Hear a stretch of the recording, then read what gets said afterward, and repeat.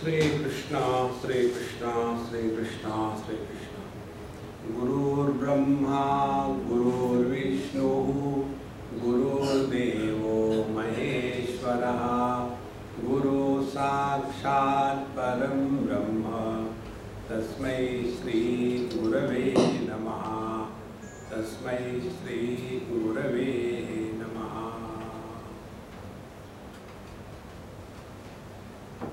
कोई समस्या हो तो उसका हल ढूंढ सकते हैं। कोई समस्या ही नहीं हो और उसका हल हम ढूंढे जा रहे हैं। जैसे हम सभी के सभी अपने मन के मारे हैं। जो भी आता है एक ही प्रश्न, स्वामी जी हमारा मन बड़ा दुखी है, हम बड़े डिस्टर्ब हैं। तो जो आपका मन दुखी है जरा दिखाओ तो सही, एक प्लेट दिखाओ कहाँ है आपका मन जो दुखी है। इसीलिए मानसम तु किम मार्गणे कृते नैव मानसम मार्ग आर्जवा। भगवान रमण महर्षि इस अप्रोच को लेते हैं। जो हम अभी तक पिछले 3 दिनों में देखे, क्या देखे हमने ये देखा कि पहले हमारा मन जगत के राग द्वेष के द्वारा प्रभावित होकर के हमको कर्म में लगाता है। हम जो भी करते हैं वो केवल इन 2 चीजों का प्रकटीकरण है। जो हमको अच्छा लगता है राग, उसके पीछे दौड़ते हैं, और जो अच्छा नहीं लगता उससे दूर दौड़ते हैं। तो हमारे जीवन की जीवनी क्या हो गई? मिल्खा सिंह, दौड़ते रहो, पूरा जीवन इसी में चल रहा है। अच्छा, अब उसके आगे दूसरी बात, हमारे राग द्वेष का कोई लॉजिक है क्या? हमको बैंगन बिल्कुल नहीं अच्छा लगता, तो पंजाबियों के घर जाओ तो जब आवा भगत होती है तो उसमें बैंगन का भरता होता है। वहाँ बैंगन का भरता होना आवश्यक है। और जब वो हमारे थाली में आके बैठता है तो हमको लगता है कि हे भगवान, छलना ही है तो कोई दूसरा रूप नहीं ले सकते। तो फिर हम क्या करते हैं? उस बैंगन के सब्जी पर या भरते पर चपाती डाल देते हैं ताकि दिखे ना हो। फिर उसको उठा करके आयुर्वेदिक की दवाई के जैसे मुंह में डाल के निगल लिया, पानी पी लो, खलास। और वो महारानी देखती है, अच्छा स्वामी जी को बैंगन अच्छा लगता है, और दूसरा है।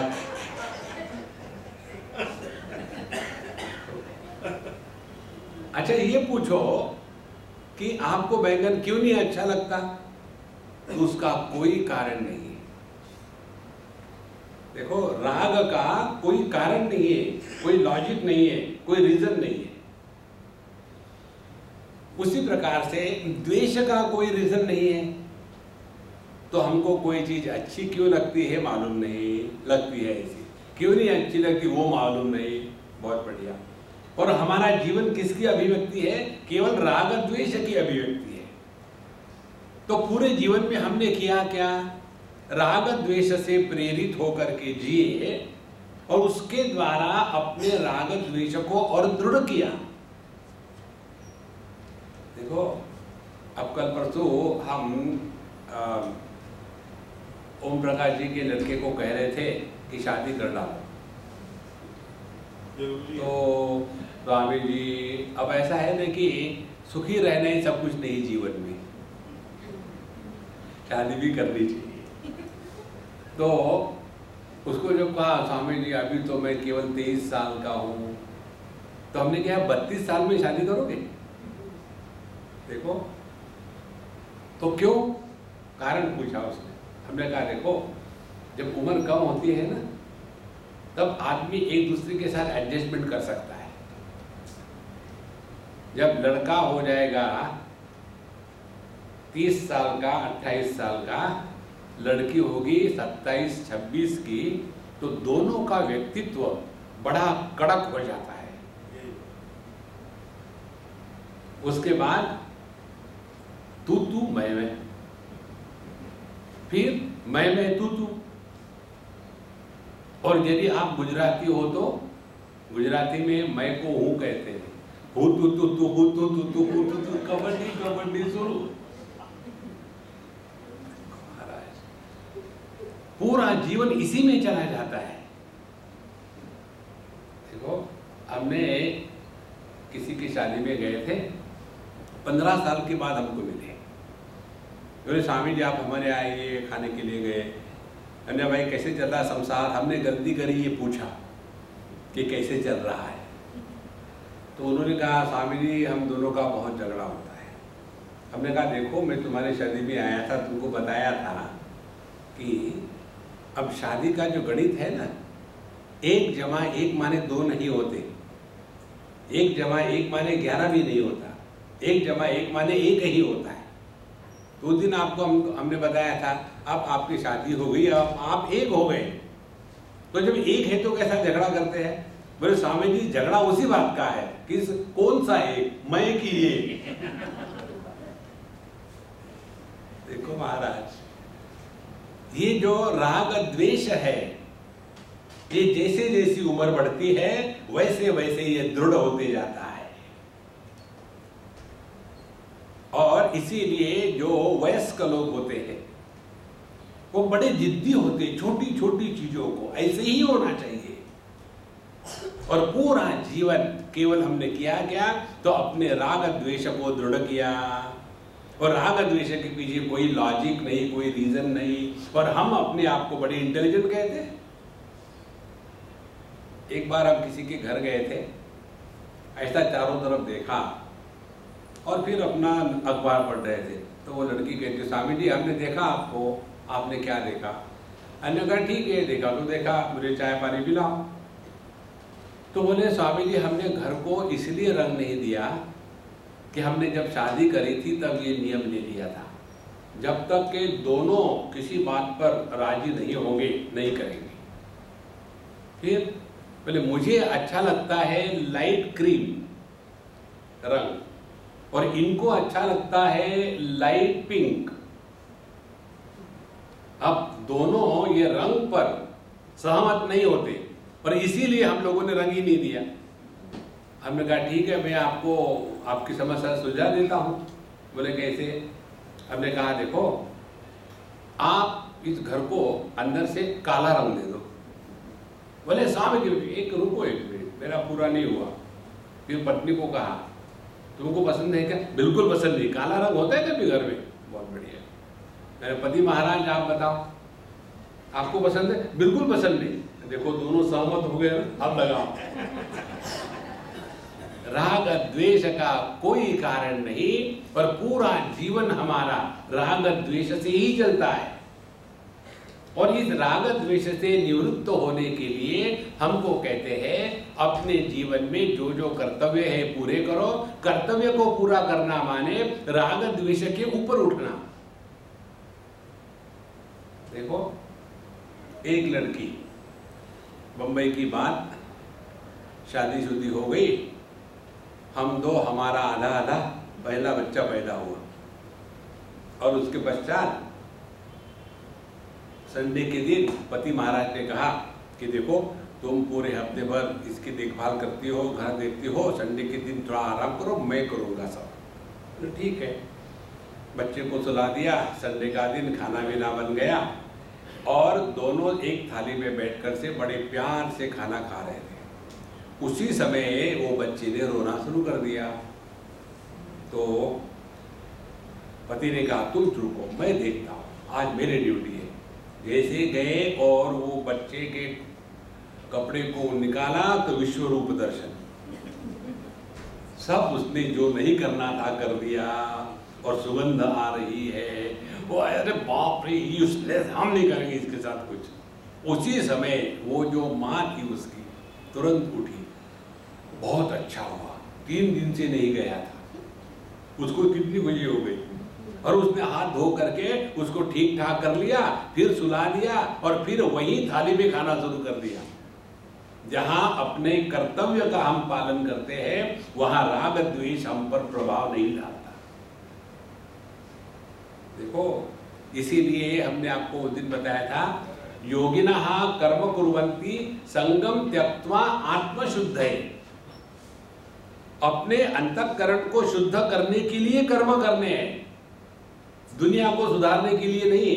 आज तक दुनिया को कोई नहीं सुधार सका। जितने all the saviours who have come to save the world, they were shaved off. इस चक्कर में कभी मत पड़ना। इसीलिए कर्म का तात्पर्य अपने राग द्वेष से ऊपर उठना। तो राग द्वेष से ऊपर उठने के पश्चात अंतःकरण हमारा शुद्ध हो जाता है। फिर दूसरी समस्या आती है जीवन में इसी मन को लेकर के, वो ये है कि हमारा मन कहीं लगता नहीं, भटकता ही रहता है। फिर उसके लिए बताते हैं आपको उपासना करनी चाहिए, भगवान का नाम लेना चाहिए। तो कर्म के द्वारा अंतःकरण को शुद्ध करो, उपासना के द्वारा मन को एकाग्र करो। कर्माणि चित्त शुद्ध्यर्थम एकाग्र्यार्थम उपासनम। अब तीसरी बात आती है कि हमारा जो मन है उसको डिसिप्लिन करना है। तो डिसिप्लिन करने के लिए योगाभ्यास हमको बताया, ये सब किया और इतने परेशान हो गए। कितना भी कर्म करो, कितना भी उपासना करो और कितना भी योगा करो, मनी राम ज्यों के त्यों है। मन कभी थकता नहीं, हमको थका देता है, हम परेशान हो जाते हैं। देखो, और परेशान होने के कारण अब नींद नहीं आती। देखो, फिर क्या करें, पिल्स ले लो, नहीं तो पी लो, फिर भी नींद नहीं आती। इतने परेशान अपने मन से। अब इसके पश्चात का जो अप्रोच है वो हम आपको बता रहे हैं। जिस मन को लेकर के हम इतने परेशान हो रहे हैं, अब जरा 2 मिनट रुक करके देखो तो सही, ये मन नाम की चिड़िया क्या है? क्या है ये मन? दिखाओ तो सही। तो वहां बताते हैं, जब हम ये अनुसंधान शुरू कर देते हैं कि मन क्या है। देखो, आंखों के द्वारा दुनिया दिख सकती है, लेकिन इन्हीं आंखों को जब अपने पर लगाओ, आंखें सबको देख सकती है, स्वयं को नहीं देख सकती। इसी प्रकार से मन के द्वारा दुनिया का चिंतन हो सकता है। यही मन जब अपने ही बारे में सोचने लग जाता है कि मन क्या है, तो नैव मानसम, मन गायब हो जाता है। देखो महाराज, जो गायब हो जाता है उसको लेकर के क्यों परेशान हो गए और पूरा जीवन इसी में बर्बाद करते हैं। इसीलिए ये मन के चक्कर में ज्यादा मत पड़ो। अब फिर अनुसंधान शुरू रहता है, ये मन क्या है? तो बताते हैं, मन 2 वृत्तियों की 1 डे इंटरनेशनल है। देखो, और क्रिकेट की मैच में क्या होता है, एक होती है बैटिंग टीम, दूसरी होती है बॉलिंग और फील्डिंग टीम। तो आउट होता है बैट्समैन, फील्डर और बॉलर कभी आउट नहीं होता। इसी प्रकार से जो आउट होता है वो है अहम वृत्ति, और जो आउट नहीं होती वो है इदम वृत्ति। तो मन क्या है? मन अहम और इदम, इन 2 वृत्तियों की मैच है। देखो, और ये जो अहम वृत्ति है ये एक होती है, और इदम जो अहम नहीं है, इदम, ये इदम वृत्तियां अनेक होती है। जैसे मैं भगवान कृष्ण के मूर्ति को देख रहा हूं, मैं ही दीवार को देख रहा हूं, मैं ही आपको देख रहा हूं, मैं ही कैमरे को देख रहा हूं। तो ये विषय अनेक है, इन अनेक विषयों को देखने वाला मैं एक है। देखो, आदमी एक है, अनेक उपाधियों के कारण अनेक प्रतीत होता है, और ये सब अनेकता की नींव यह एक अहम वृत्ति है। तो फिर गणित क्या हो गया? गणित ये हो गया, मन जो है अहम और इदम इन वृत्तियों की मैच है। और यदि कल्पना करो, ये जो इदम है बॉलिंग करे जा रही है, शब्द स्पर्श रूप रस गंध 5 बॉलर्स हैं, और ये अपने बॉलिंग करे जा रहे हैं, और ये अहम वृत्ति जो है ये बैटिंग करे जा रही है, आखिरी प्लेयर।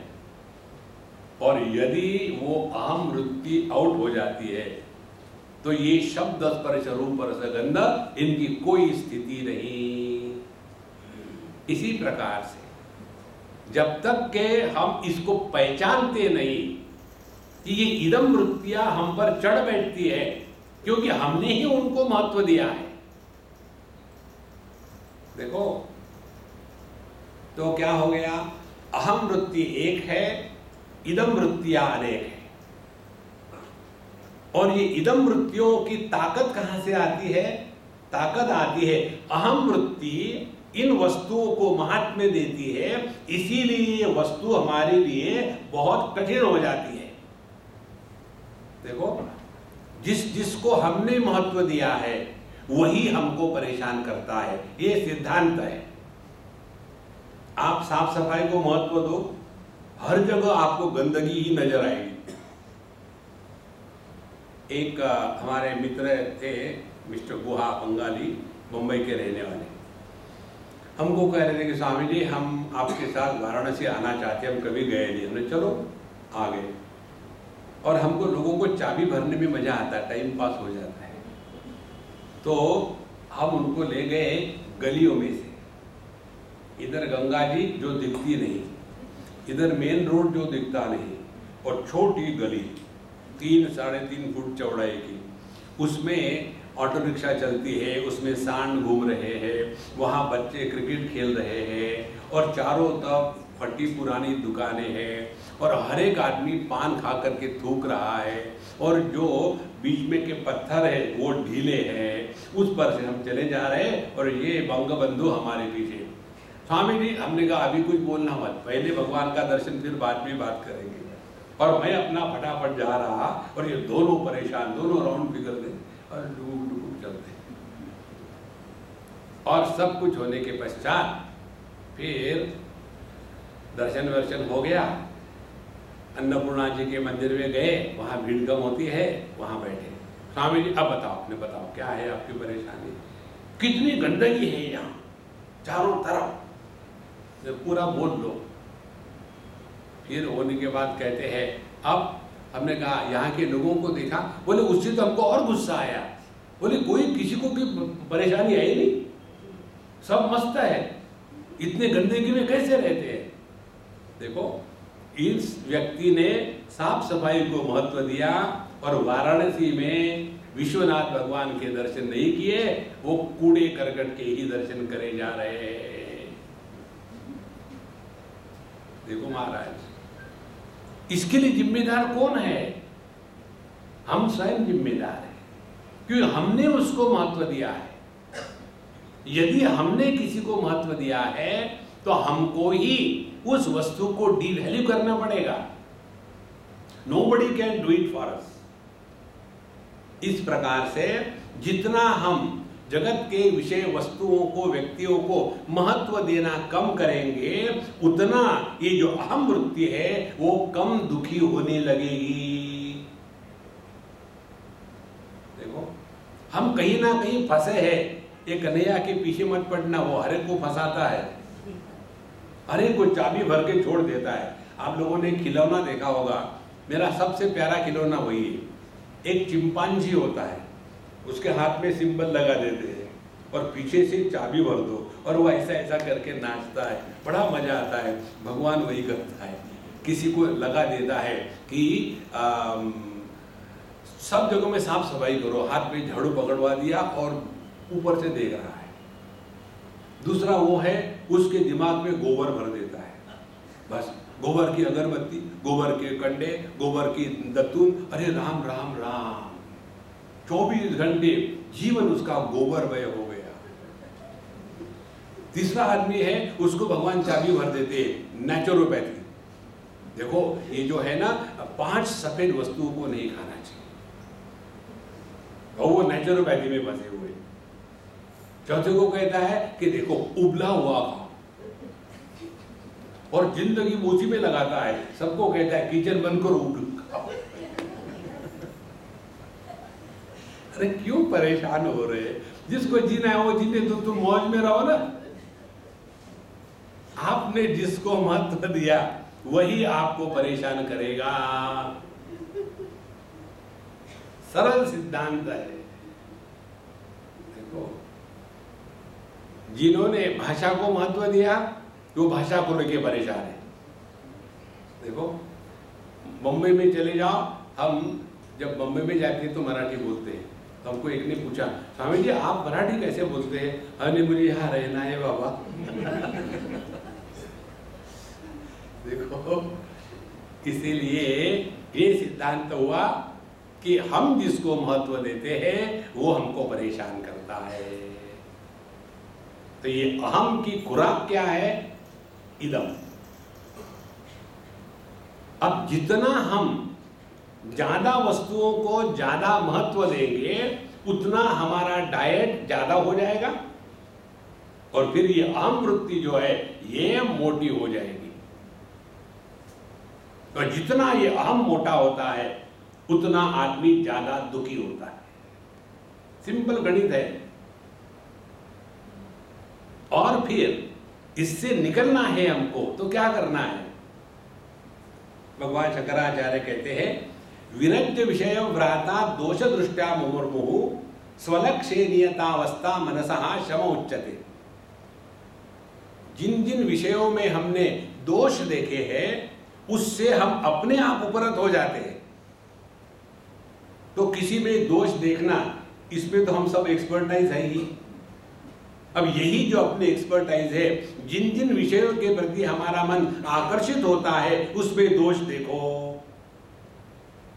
तो तात्पर्य क्या है? हमने जो दुनिया को महत्व देके रखा है वो दुनिया को महत्व देना बंद कर दो। ये दुनिया हमेशा ऐसी ही रही। देखो अपने लक्ष्य को कभी मत भूलना। जानन अपि मेधावी जड़वल लोकमाचरे। शास्त्र कहते हैं समझदार लोग ना समझ लोगों के बीच में सर नहीं पटकते। It is a folly to be wise among fools. What is democracy? Democracy is the rule of majority. And what is majority? Majority is of fools. Therefore, what is democracy? Democracy is that where fools are ruling and governing the wise.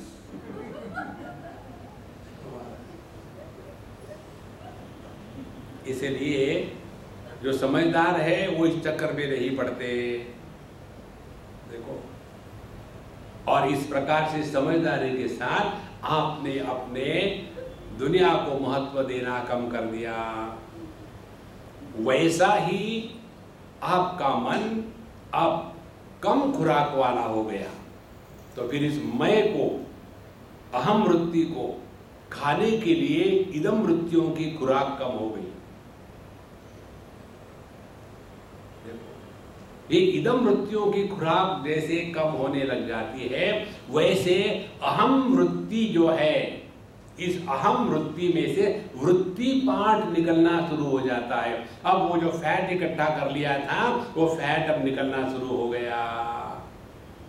पहले round figure थी, अब 36, 24, 36। अब बढ़िया figure शुरू हो गई। पहले 60, 60, 60 drum था, अब जरा ठीक होने लग गई, क्योंकि अनवांटेड फैट अब निकलने जा रहा है।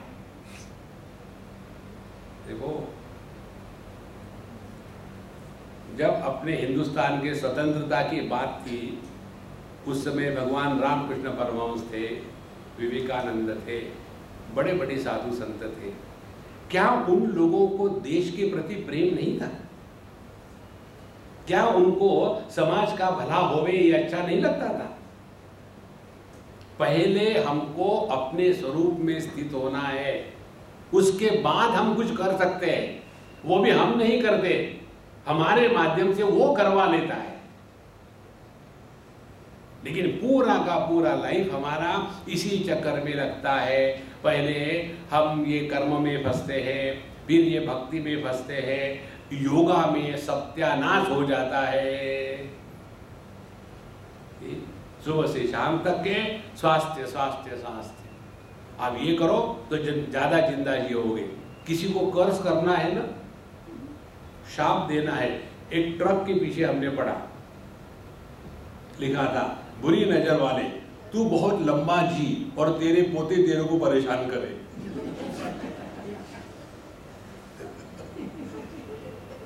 लंबा जीना ये कोई आशीर्वाद है? क्या करोगे लंबा जी करके? देखो महाराज, ये शरीर को लेकर के ज्यादा परेशान मत होना। जिनका शरीर स्वस्थ होता है उनका देहात्म भाव और तगड़ा होता है। अपने यही की बात है, लेक रोड पर हम कहीं थे, लेक के पास, बहुत पुरानी बात है, कम से कम 30 साल पहले की बात है। हम वहाँ सुबह ऐसे ही एक दिन गए थे, कभी नहीं जाते थे, गए थे, उस दिन क्लास नहीं थी हमारी। तो वहाँ जा कर के थोड़ी देर चले और हम एक बेंच पर बैठ गए। बड़ा सुंदर था सुबह का समय।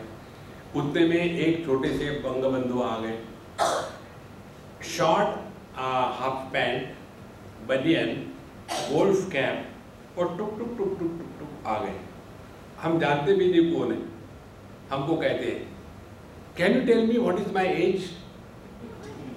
सुबह सुबह एक अनजान व्यक्ति आपको आकर के पूछता है, बताओ मेरा उम्र क्या है? तो जब मैंने उनको देखा, मैंने बोला 3 साल की। क्योंकि ऐसा प्रश्न पूछने वाला बच्चा ही हो सकता है, और क्या होगा? बोले no no no, tell me really what is my age. हमने कहा अब इससे मुझे निपटना है। तो मैंने कहा हाँ, you look like 18। Yes, everybody thinks I am 18, do you know I am 81। अब आपने क्या सिद्ध किया? बुढ़ापे में बूढ़ा होने का और बूढ़ा दिखने का जो सौंदर्य है वो बुढ़ापे में जवान दिखने से अगली लगता है। देखो महाराज, लेकिन हम उतने उसमें फंसे हुए हैं, पूरा जीवन केवल देह को लेकर के, देह को लेकर के। इसीलिए जब संस्कृति की बात करते हैं, जब हेरिटेज की बात करते हैं, तो ईंट पत्थरों के बिल्डिंगों की बात करते हैं, सद्विचारों की बात नहीं करते। हेरिटेज होता है बिल्डिंगों का नहीं होता है, हेरिटेज होता है अच्छे अच्छे विचारों का। उसको बचाने के लिए कुछ नहीं करेंगे। ताजमहल को बचाने के लिए ईंट पत्थर के है ना, उसको बचाओ। देखो संतों, इसीलिए जैसा जैसा हमारा ये ज्ञान स्पष्ट हो जाएगा, अब दुनिया की कोई भी वस्तु व्यक्ति हमको परेशान नहीं करती। ये स्थिति जब आ जाती है तब हमारी जो अहम वृत्ति है वो अब काफी हद तक शांत हो गई। इस स्थिति में जब हम आते हैं ना, तब हमने अपना अन्नमय कोश, प्राणमय कोश और मनोमय कोश के ऊपर चले गए, और फिर अब हम आ गए विज्ञानमय कोश में। विज्ञानमय कोश में आने के पश्चात फिर व्यक्ति का दुनिया को लेकर के कोई भी विक्षेप नहीं है। अब जितनी भी साधना है ये मन को समझने के लिए, और फिर हमको समझ में आता है, फिर हम मेडिटेशन खेलते हैं, करते नहीं। मेडिटेशन कभी मत करना। मेडिटेशन खेलना। खेलना माने क्या? जब हम मेडिटेशन खेलते हैं तो मैं मेडिटेशन कर रहा हूं, ये मैं पैदा नहीं होता। देखो कैसे ये बच्चे लोग खेलते हैं ना घर घर, भाई बहन, भाई बन जाता है पति और बहन बन जाती है पत्नी और खेलते हैं। उधर से आ गया पति, आने के बाद फिर वो ठक ठक ठक ठक करता है, फिर वो पत्नी दरवाजा खोलती है। अब उनको क्या खेल रहे, वो असल में थोड़ी पति पत्नी बने। इसी प्रकार से जब हम ध्यान के लिए बैठते हैं ना, तो ध्यान करो मत, चलो अब हम लोग ध्यान खेलेंगे।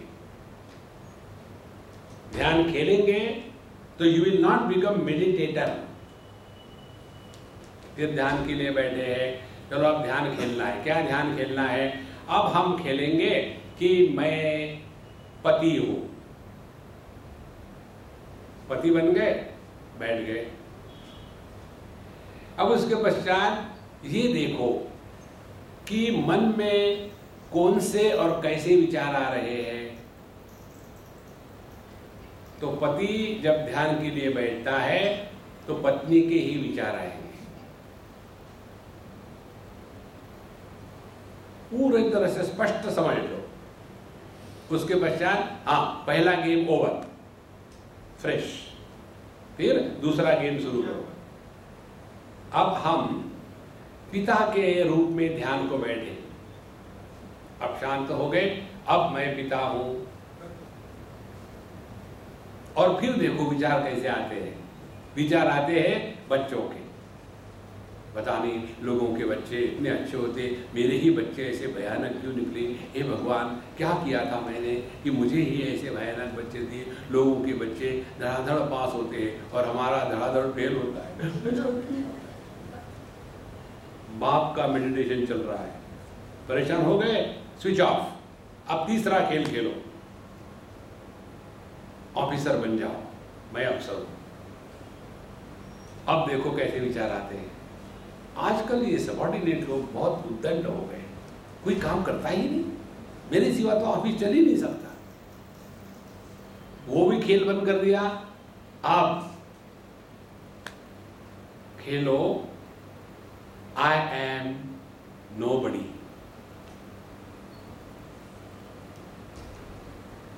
अब देखो क्या विचार आते हैं।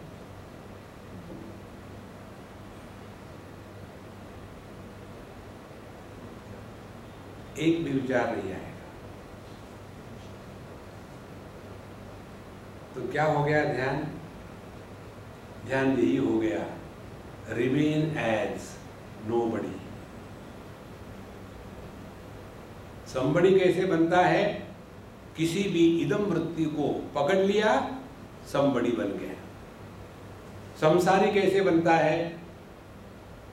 When a boy catches hold of some sari, he becomes samsari। देखो, एक लड़का मुझे प्रश्न पूछने के लिए आया, Swami ji I have got some problems, can you please help me. तो मैंने उसको पूछा, पहले मेरे प्रश्न का उत्तर दो, क्या तुम्हारी शादी हो गई क्या? बोले नहीं स्वामी जी, मेरा चेहरा ही वैसा है। शादीशुदा आदमी का चेहरा ही वैसा होता है। जहां आप कुछ बने वहां से दुनिया शुरू हो जाती है। और ये बनना क्या है? बनना कुछ नहीं, ये अहम वृत्ति ने ये इदम वृत्तियों को इकट्ठा करके रखा है। इसलिए जितना ये जगत के प्रति हमारे मन में एकदम वैराग्य का भाव जागृत होगा और टिकेगा। और ये कैसा टिक सकता है? केवल दो प्रकार से। एक तो जगत के वस्तु विषय इत्यादि इनमें दोष देखेंगे तब उससे उपरत हो जाएंगे। और दूसरी बात, हमारा अपने लक्ष्य के प्रति कितना जबरदस्त समर्पण है। ये दो बातें जब होगी तब जाकर के ये जो अहम वृत्ति है ये धीरे धीरे अब मरने लग जाती है।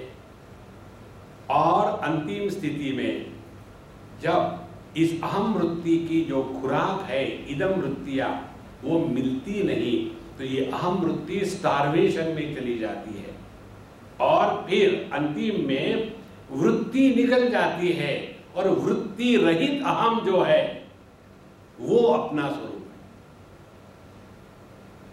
अहम शब्द का अर्थ अ माने नहीं, हम माने अननम, नाश होना, जिसका कभी नाश नहीं होता, वो अपना स्वरूप जो असली अहम है वो प्रकट हो जाता है। इसीलिए अहम नाश भाजी अहम अहम तया स्फुरति वृत्त स्वयं परम पूर्ण सत। जहां ये अहम वृत्ति में से वृत्ति निकल गई तो वृत्ति रहित जो अहम है वही अपना स्वरूप है। देखो महाराज, और इस ज्ञान को हमको केवल एक बार प्राप्त करना है। ध्यान से सुनना, हम तैरना और साइकिल पर बैठना केवल एक ही बार सीखते हैं, 2 बार नहीं सीखते।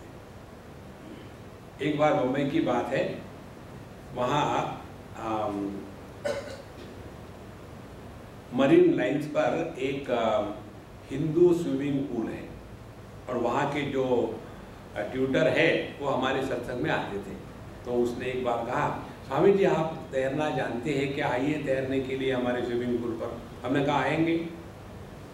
अब सब हमने वो उसका पहन लिया, हमने चलो ऊपर चलते हैं, आप चलो मेरे साथ, मुझे नहीं आता तैरना। बोले फिर आप नीचे से तैरो। नीचे से क्यों, ऊपर से जाएंगे। ऊपर गए और काफ़ी गहरा समुद्र के किनारे बढ़िया स्विमिंग पूल है, और हमने कहा चलो हम आपका हाथ पकड़ते हैं और फिर 1 2 3 दोनों साथ साथ छलांग लगाएंगे। 1 2 3 छलांग लगाई, हमने हाथ छोड़ दिया, वो गिर गए ऊपर।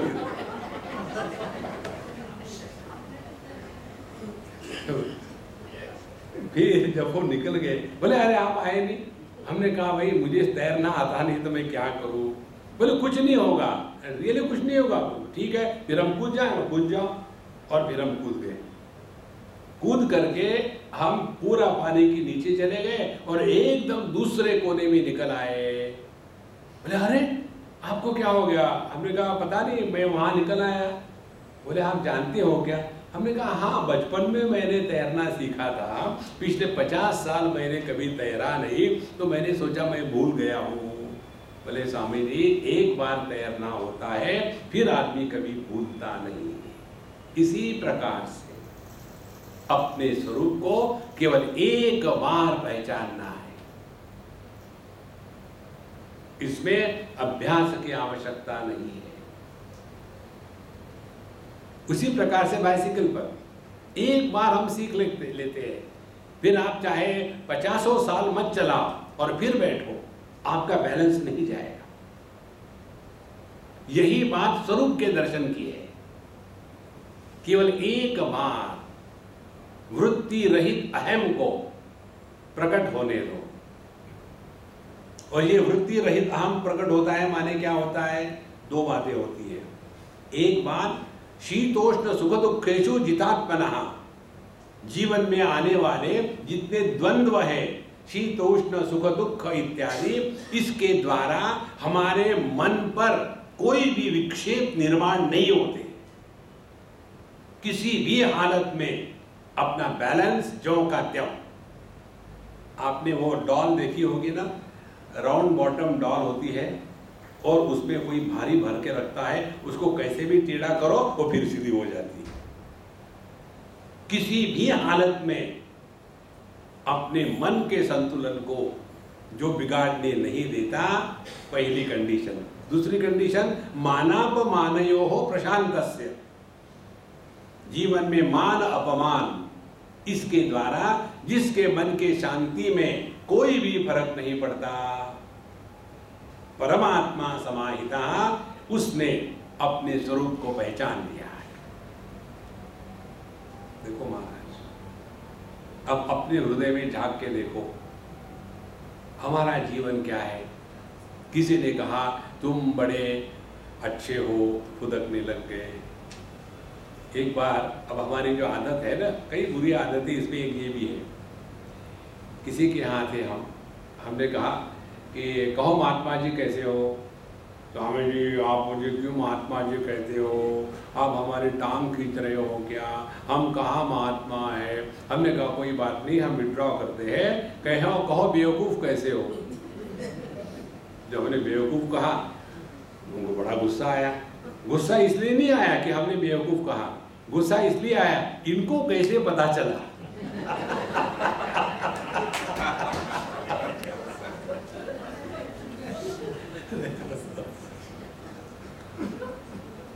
मनुष्य कितना मान अपमान के द्वारा प्रभावित होता है, और ये मान अपमान अपने मन की कल्पना है। देखो हम ही कल्पना करते हैं कि हम इंटेलिजेंट हैं, हम ही कल्पना करते हैं कि हम बेवकूफ हैं। ये कल्पना से अपने आप को बचाना है। तो जहां ये दो बातें जीवन में उतर आई, आप देखेंगे कि आपके जीवन में आप कोई भी विक्षेप हो ही नहीं सकता।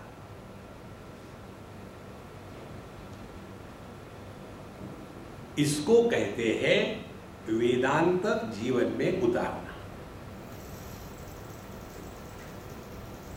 वेदांत में और अन्य जो मार्ग है, इसमें मूलभूत भेद क्या है?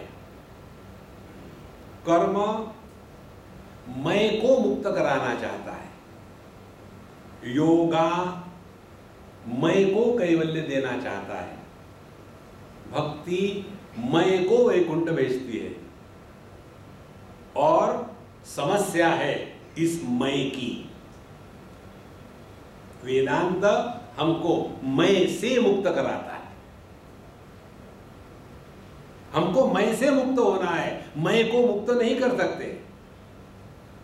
देखो मैं को मुक्त करने का ऐसा ही है, आकाश से टपके खजूर पे लटके।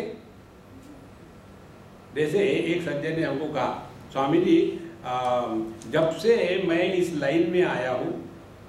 कौन सी लाइन? ये योगा की लाइन। अच्छा, तो जब से मैं ये योगा की लाइन में आया हूं ना, मैं बहुत बदल गया हूं। कैसे बदल गए?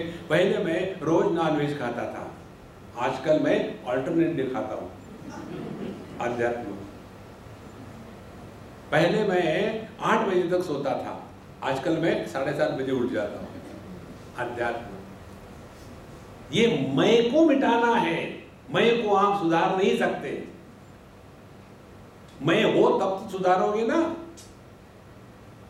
देखो महाराज, जैसे जैसे आपका ये चिंतन चलेगा, तब आपको पता चलेगा कि जागृत की अनुभूतियां हो, स्वप्न की अनुभूतियां हो, ये सभी की सभी अनुभूतियां तभी तक होती है जब तक के ये मनीराम का खेल चल रहा है, जहां मन को लपेट करके हमने सिराने लग दिया, ये दुनिया गायब हो गई।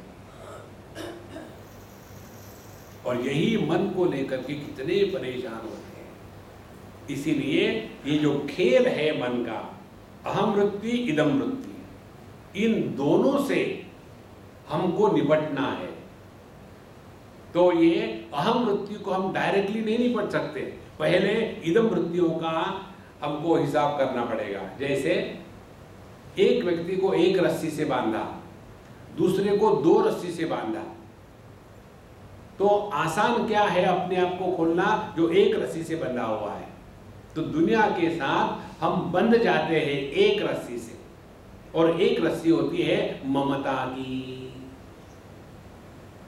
दुनिया के साथ, वस्तुओं के साथ हम बंध जाते हैं ममता के धागे से। ये मेरी है, ये मेरी है, ये मेरी है। और जिस वस्तु को हम मेरी मेरी कह करके उसका बोझा ढोते हैं, वही हमको परेशान करती है। इसीलिए पहले अंतःकरण में जगत के प्रति जो संग्रह बुद्धि है और जो संबंध बुद्धि है, इन दोनों से अपने आप को बचाओ। वस्तुओं के साथ संग्रह होता है, पजेसिवनेस, और व्यक्तियों के साथ संबंध होता है, रिलेशनशिप।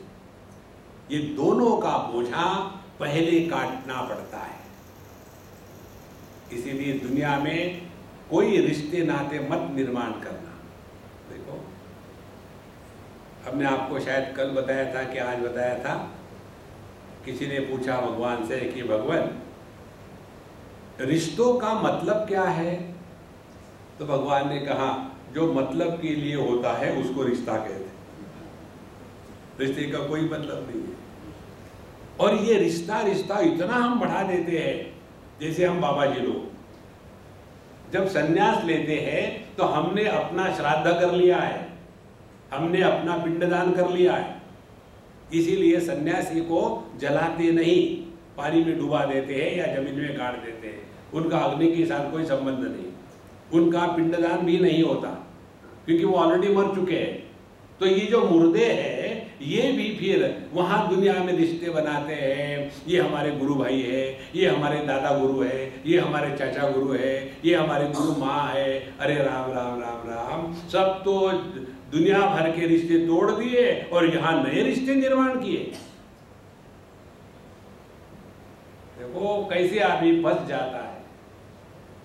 इसीलिए जगत में ये जो संग्रह बुद्धि है और ये जो रिश्तेदारी निर्माण करने की प्रक्रिया है, इससे अपने आप को बचाओ। यहां से बच गए, फिर आते हैं दूसरे स्थान पर। हमारा अपने देह के साथ दो प्रकार का संबंध होता है। एक संबंध है देह मेरा है, ममता। दूसरा देह मैं हूं, अहंता। तो जब तक कि ये ममता से नहीं छूटेंगे तब तक के अहंता से मुक्ति नहीं होती। अब ये अहंता से छूटने के लिए हमने जो अपने आप को देह मान के रखा है, अब इस पर चिंतन करें कि हम है कौन।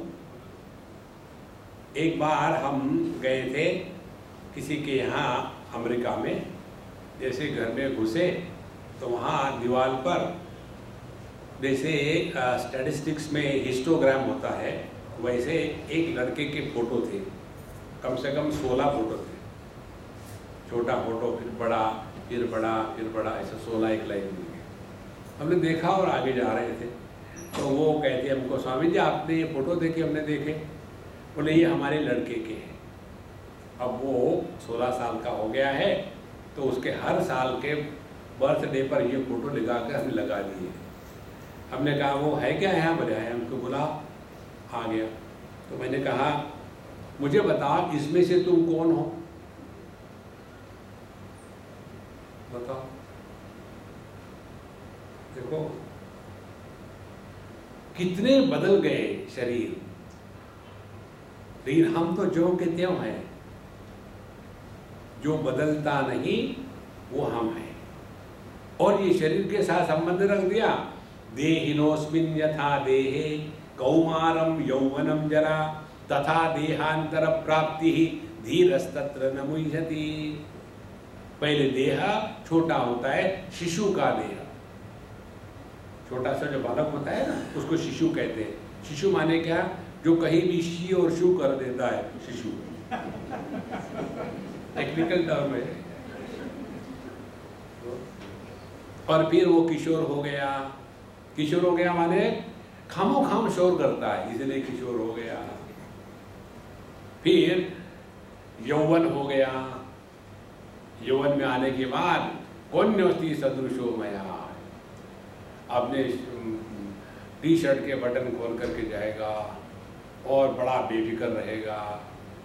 और उसके बाद शादी हो गई, थोड़ा शरीर दिखने लगेगा, बच्चे हो गए, परेशान दिखने लगेगा, बुढ़ापा हो गया। अब पता नहीं भगवान मुझे बचा लो। अब इन सब में हम कौन हैं? ध्यान से सुनना। मेडिकल साइंस के अनुसार हम अपने शरीर की सभी पेशियां 7 साल में पूरी बदल देते हैं, कंप्लीट रिप्लेसमेंट। तो हम 70 साल के हैं, तो हमने कितने देह बदले हैं? 10 देह बदले हैं। लेकिन मैं वही हूं, ये वही देह है। ये मालूम है कैसा? एक लड़का था, उसकी साइकिल को देख करके हम चिढ़ाते थे, अरे यार ये फटीचर साइकिल फेंक दे, नहीं ले ले। नहीं नहीं नहीं नहीं, ये साइकिल साइकिल जो है ना, हमारे दादाजी जब महात्मा गांधी के साथ जाते थे तब वो साइकिल पर बैठ के जाते थे, इसके साथ तो वो मेमोरी जुड़ी हुई है। तो क्या वही साइकिल है? नहीं, ऐसे नहीं। उसके टायर बदल गए, उसके ट्यूब बदल गए, उसके रिम बदल गए, उसका सीट बदल गया, उसका हैंडल बदल गया, एक बार एक्सीडेंट हुआ था उसका चेसिस भी बदल गया, लेकिन साइकिल वही है। देखो, इसी प्रकार से कितने सब बदल चुके हैं, लेकिन देह वही है। This continuity of the body is an illusion, it is not truth. फिर हम है कौन? देखो, जैसा जैसा आप इस पर चिंतन करोगे तब पता चलेगा कि आज तक कितने देह आकर के चले गए, कि हम ज्यों के त्यों हैं। वेदांत यही कहता है, परिच्छिन्न के साथ तादात्म्य करके सर पर बोझा मत उठाओ। देखो, हमारा परिच्छिन्नता के साथ इतना तादात्म्य हो जाता है, बोझे के नीचे दबे हुए हैं और इतनी विशेषता निर्माण कर लेते हैं, और ये विशेषता का बोझा मानो कम है। एक और विशेषता क्या? हम स्पिरिचुअल है। आध्यात्म का तात्पर्य, स्पिरिचुअलिटी का तात्पर्य अपने में विशेषता निर्माण नहीं करनी है, सब विशेषता खो देनी है। मैं पुरुष हूँ, मैं स्त्री हूँ, मैं जवान हूँ, मैं बूढ़ा हूँ, मैं पढ़ा लिखा हूँ, मैं अनपढ़ हूँ, मैं अमीर हूँ, मैं गरीब हूँ, मैं स्वस्थ हूँ, मैं रोगी हूँ, ये सब विशेषता है। इसके साथ साथ एक और, मैं स्पिरिचुअल। ये विशेषता को दफना देना है। देखो, एक जगह में एक अम्मा मेरे लिए खाना लाती थी, तो उसने खाना लाया, उसके साथ उसका एक छोटा सा लड़का था, होगा 4-5 साल का, जोर जोर से रो रहा था। ऐसा मुझे गुस्सा आ रहा था, एक लगाओ उसको, लेकिन खाना उसी के माँ का खाना है तो चुप बैठा कर क्या था। अब खाते समय संगीत हो तो ठीक है, रो रहा कोई, कैसे मजा आएगा। तो मैंने सोचा इसको क्या करूँ अब। तो मैंने उसको पूछा, अरे यार मुझे ये बता, ये जो आइस है ये सब के सब इस ग्लास में नहीं जाते, तो मैं क्या करूँ? क्या ग्लास को फोड़ूं ताकि सब आइस इसमें जाएगा? तो रोते रोते भी हंस दिया, ऐसे नहीं होता। फिर शुरू कमिटमेंट।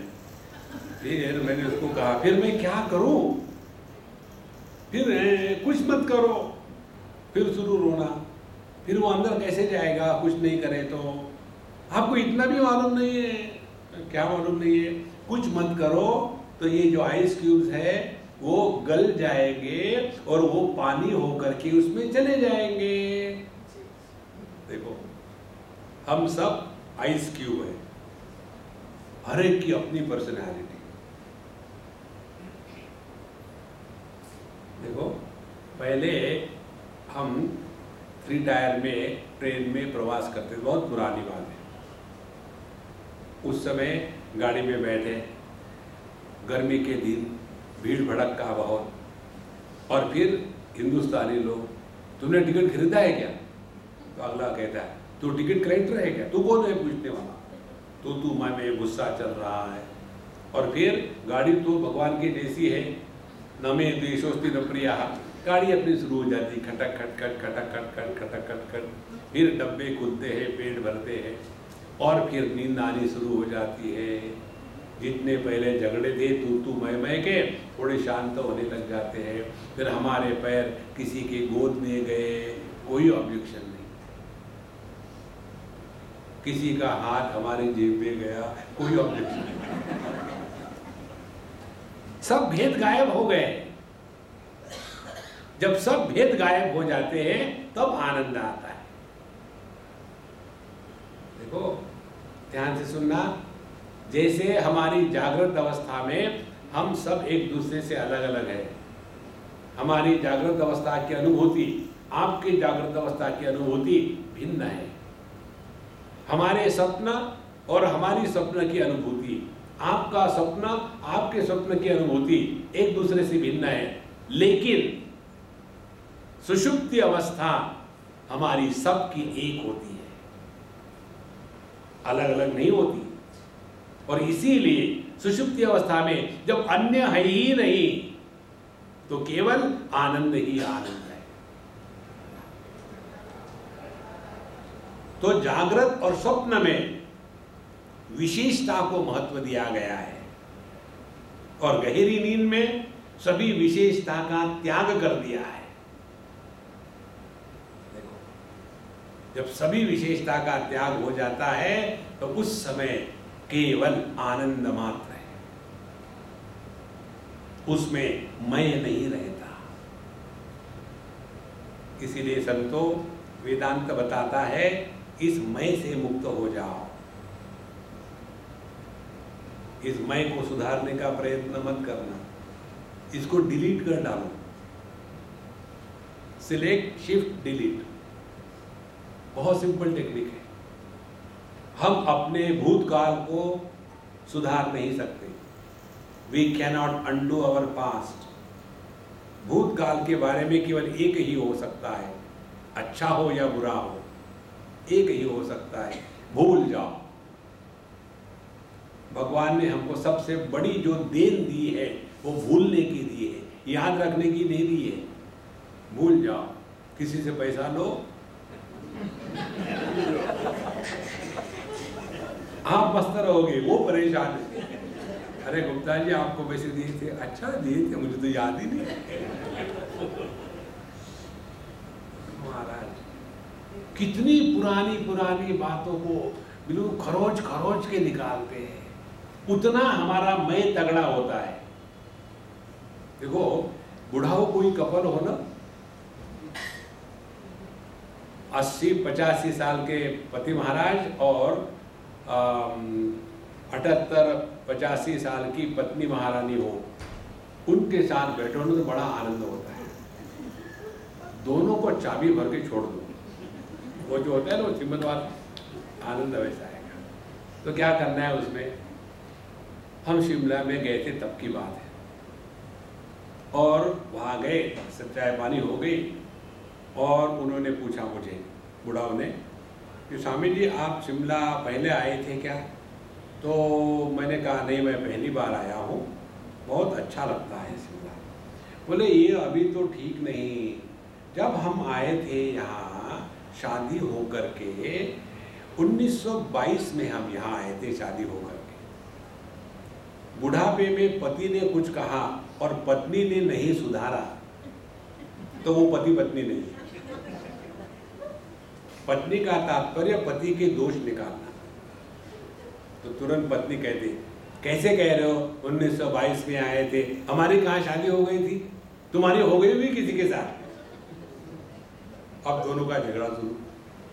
हाँ हमारी शादी हो गई थी फरवरी में 1922 में, नहीं हुई थी 32 में हुई थी, तुमको याद तो कुछ रहता नहीं। अब विषय क्या चल रहा, ये 32 या 22 इसी में बसे और मेरा टाइम पास हो रहा है। देखो महाराज, सभी विशेषता का त्याग कर दो।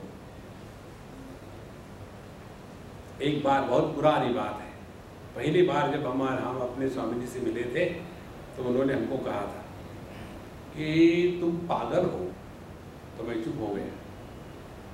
फिर मैंने कहा फिर मैं क्या करूं?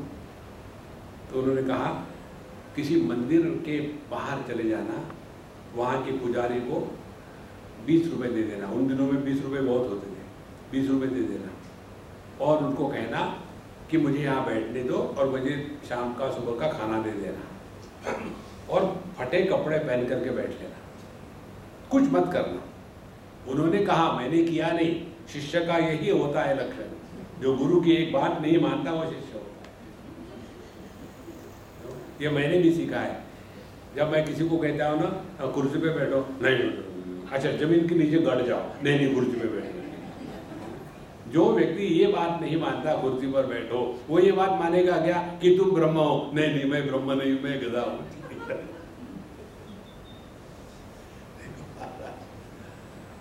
तो उन्होंने जब बताया हमको समझ में नहीं आया क्यों हमको ऐसे बताया, हमने नहीं किया। अब बात समझ में आती है, आध्यात्मिक साधना माने अपनी विशेषता को खो देना है। हमको कोई पहचान भी ना सके कि हम है कौन। हमारे स्वामी अखंडानंद जी महाराज एक कहानी बताते थे।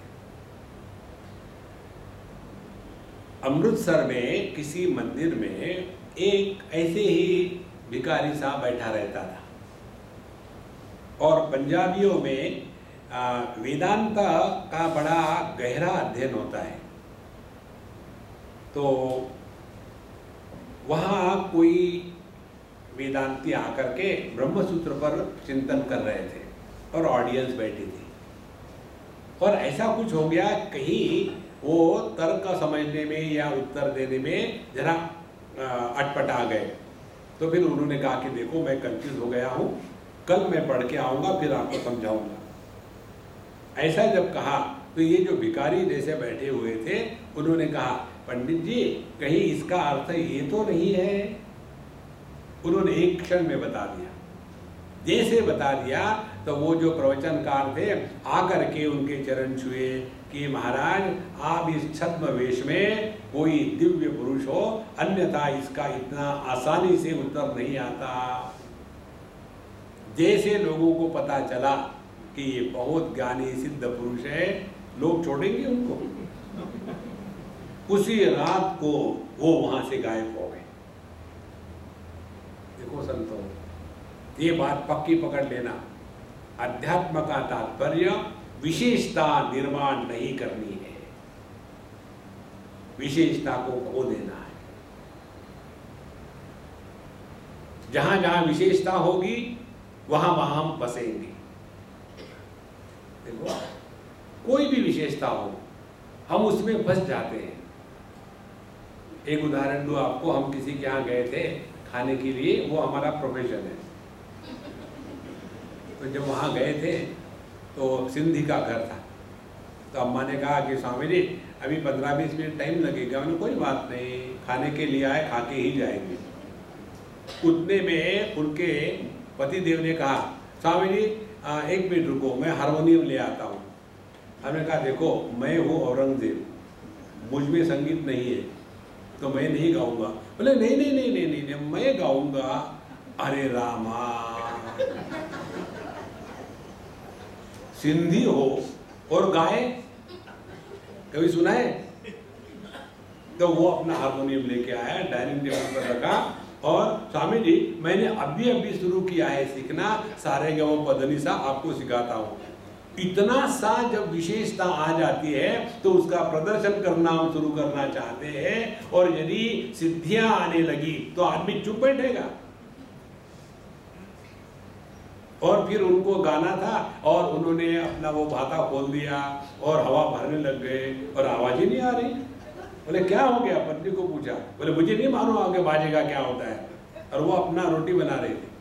तो हमने कहा कि भगवान आपने वो जो चाबियां होती ना उसको नहीं खींचा। अरे हाँ मैं तो भूल ही गया। और उन्होंने ऐसी खींची कि हाथ में हाथ।